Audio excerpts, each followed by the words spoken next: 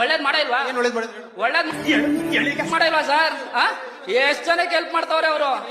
Help ಮಾಡ್ತಾವ್ರೆ ಅಲ್ಲ question ನಿಮ್ ಜನ್ಮಕ್ಕೆ ಏನ್ ಬಂದಿರೋದು ಇಲ್ಲಿಗೆ? ನಮ್ ಬಾಸ್ ಅರೆಸ್ಟ್ ಮಾಡವ್ರೆ, ಅದಕ್ಕೆ ಬಂದಿದೀವಿ ಅಭಿಮಾನಿಗಳು. ಏನ್ ಅರೆಸ್ಟ್ ಮಾಡಿರೋದು?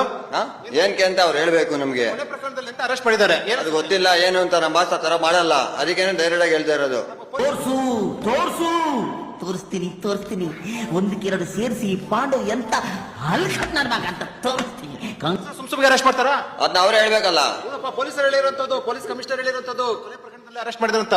ನೀವು ಈಗಲೂ ಬಾಸ್ ಅಂತೀರಾ? ಪ್ರೂಫ್ ನಮ್ ಬಾಸೆ ಅವರು, ನಮ್ ಡಿ ಬಾಸ್ ಕೈಗೆ ಹಾಕೊಂಡಿಲ್ವಾ? ಡಿ ಬಾಸೆ ಅವರು ಏನ್ ಕಾರ್ಗಿಲ್ ಯುದ್ಧ ಗೆಲ್ಲಕ್ ಹೋಗವ್ರೇನ್ರ ಅವರು?